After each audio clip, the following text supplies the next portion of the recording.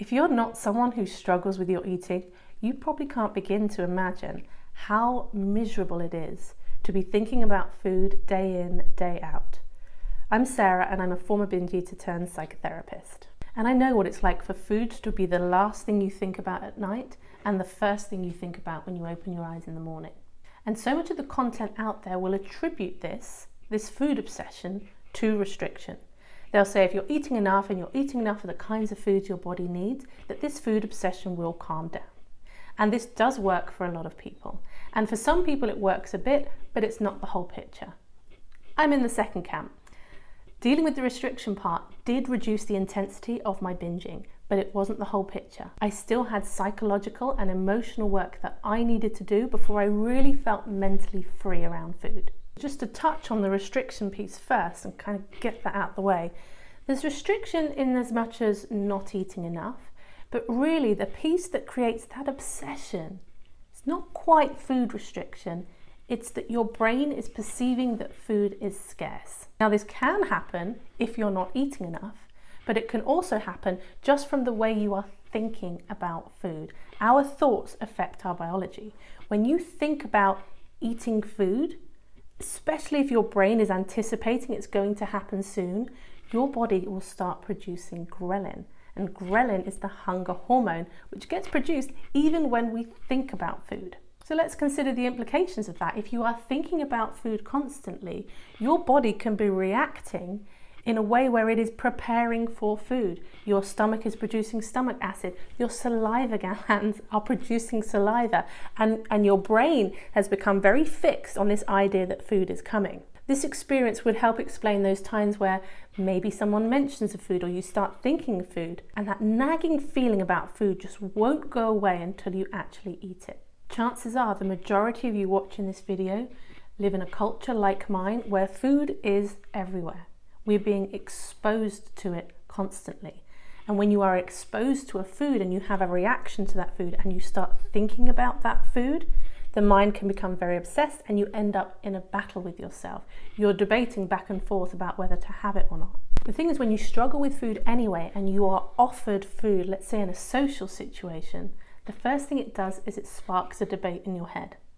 So you see the food, you have a reaction to the food, and then your brain goes to work trying to figure out the problem of whether to have the food or not. And that can be exhausting. It can feel like the debate will go on forever about whether to have the food, don't have the food. So sometimes what will happen is you end up having the food just to shut up the mental debate in your head. And that can then feel compulsive because it didn't even really feel about whether you wanted the food or not. It felt like you had to have the food because there was too much food noise going on. In order to start feeling more comfortable in these situations, it takes a little bit of a mind shift. So the reason why the brain gets into a debate about it is because it believes there is a right answer and a wrong answer. I should have it or I shouldn't have it. Now that doesn't mean that you wouldn't have something and then potentially regret it, but that's different to right and wrong. And if you're someone who's trying to do the work to heal your relationship with food, learning to manage food regret is part of it, not eating in a way that you never regret anything you eat. We want to calm the brain down in these moments, to slow it down, to reassure your brain that this is not a really important decision. Because if it's a really important decision to the brain, it's going to throw a lot of energy into it. When it's not a really important decision, the brain can remain much calmer, your thinking can remain clearer, and maybe you can actually check in with yourself about whether you want it or not. We want to get to a place where we can say yes and we can say no to food. So sometimes the saying no piece might be you're exposed to food and you can notice that your body is having a reaction. True freedom around food means getting to a point where you can say yes or no. So you're not saying no to the food because you can't say yes, and you're not saying yes to the food because you can't say no. So when we're practicing permission, a lot of people think it's just saying yes, saying yes, saying yes. And for some people, they do need to start saying yes a lot because they've been saying no too much. And we want our no's to come from a place where we're going, does this food serve me right now? Maybe I want to be part of something social, or it looks really delicious and I'm going to eat these foods for a reason other than hunger. Or maybe actually we really don't fancy the food now, or we feel quite full and we want to be able to say no and sometimes deal with some of the discomfort that comes up in that, because if your body is starting to produce ghrelin because you're thinking about having this food, it can actually feel physically uncomfortable to say no. This is where we want to get into our bodies, because so many people I work with who struggle with food are cut off from their bodies. So we want to get into it. What does it feel like? That tension that you have in your body when you are debating about whether to have something or not, is to find the tension in the body and to soften into it. What does that look like? It looks like recognizing it, taking a breath in, and just setting an intention to physically relax around that uncomfortable feeling. Another piece of this psychological puzzle about why we're thinking about food all the time is because if this is something you have struggled with for a long time and you've already thought about it a lot, your brain, the neural networks in your brain, have put aside quite a lot of precious real estate in there to this problem. So you have lots of networks in your brain that are used to thinking about this problem and are really well practiced. So they can fire off at cues all the time. And as human beings, we have this terrible habit often of believing everything we think. We think the reason that we are thinking it is because we are realizing something that's true, as opposed to this is an old thought pattern that is playing. And the heartbreaking thing is that when you believe everything that you think, you live in like this waking nightmare where it feels like you don't have any choice. You're not able to direct your thoughts or your attention because you are believing everything that is firing off in your brain. We become very attached and identified with our thoughts. And we think we're the ones thinking, but what if we are the ones actually being thought? So one of the pieces of work that some people do in this process is learning how to observe their thoughts, to be able to zoom out and see what they are thinking. Because once you have zoomed out from your thoughts, you are no longer identified with them. Your thoughts lose a bit of power when you can observe them. They're still uncomfortable to have because they're still there, they're still compelling, and they're triggering your emotions.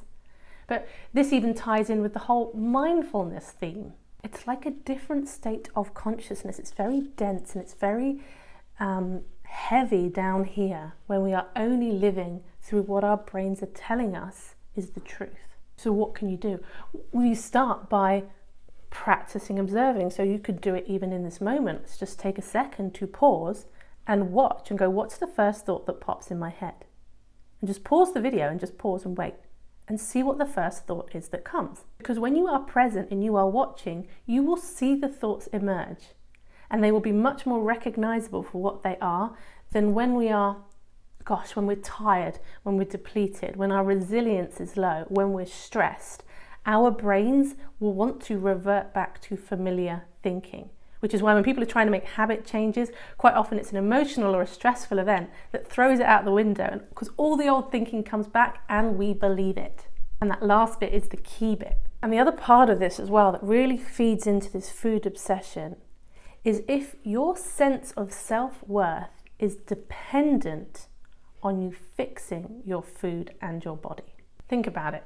If your very experience of who you are is dependent on how you are or aren't eating, on how your body looks or feels, then your brain is going to think about it all the time because it thinks it is the most important thing in the world. And for as long as your brain believes that fixing this problem is the most important thing in the world, of course it's going to think about it all the time. How can it not? I'm going to ask you to fill in the blank here. Fixing my food and my body means what about me? What do you imagine it will mean about you if you are able to fix this problem? Believe me, I thought this at the time. If I can fix this food problem, then not just everything will be okay, then I'm okay. Then that will prove that I'm not this weak-willed, unlovable, undisciplined. Gosh, what else did I believe? It was just this deep sense of shame that I carried continuously. And it wasn't fixing my food issues that made that start to lift. It started to lift before I was recovered from binge eating. And here was the turning point for me.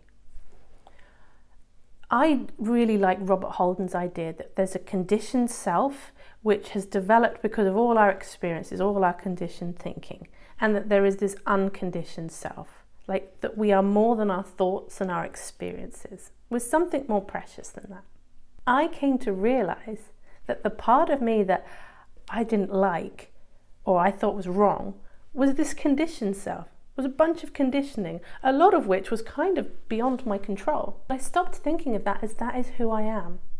So even then when I binged and I felt disappointed and I would even feel some shame, but it started to lift a bit because it was like this other me, this more, well, the unconditioned self was able to see so much more compassionately what was going on for this conditioned self that was lost, that was born into a world and fed all these messages about how she was supposed to be and who she was supposed to be acceptable. But I just don't think that that's me. Now, don't get me wrong. I still get very attached to this conditioned self, and I still often find myself on this side of things, but I get glimpses of something of myself that is more than that. And that part has become more and more accessible to me when I'm in pain, when I'm suffering, when I'm low. This compassionate voice is there. And I think of this, it's like a shift in consciousness for people. It's this disidentifying with our patterns. We are not our patterns. We have conditioned patterns of behaving, thinking, and feeling, and we are not that. So when we disidentify from that, we find another part of ourselves. And that's the part of ourselves that is capable of pulling in all the different parts that we don't like, all the different parts that are at war with one another. We can bring them in and sit them down. Let me summarize to try and pull it all back in together again. The first part is we have to look at the food scarcity element, because you can do all the other psychological work, but if the food scarcity is there, it keeps triggering a very primal part of the brain that we don't always have top-down executive control over. There is no right or wrong answer when it comes to food decisions. Just starting to ask questions like, does this food serve me in this moment? Do I want the experience of having this food to be? It's bringing a little more intentionality, gentle intentionality into your food choices. It's identity work. I think it's about answering some big existential questions about who you are and who it is you think you would be without this food struggle. And ultimately, like building up this sense of self-compassion and the capacity to zoom out and be able to observe ourselves. And when we zoom out, we need to be looking at ourselves with kind eyes. If you're sitting there thinking, oh, what is this lady talking about? First of all, well done for getting to the end of my video. And secondly, I have now made over 200 videos on a lot of these themes that I talk about. And you might want to check out my podcast, Life After Diets, that I co-host with Stephanie Michelle. We talk about a lot of these themes in more depth, because I like to go deep, and that is sometimes difficult to convey in YouTube videos to a YouTube audience. But I appreciate you for being here. I hope it was helpful, and I will see you on the next video.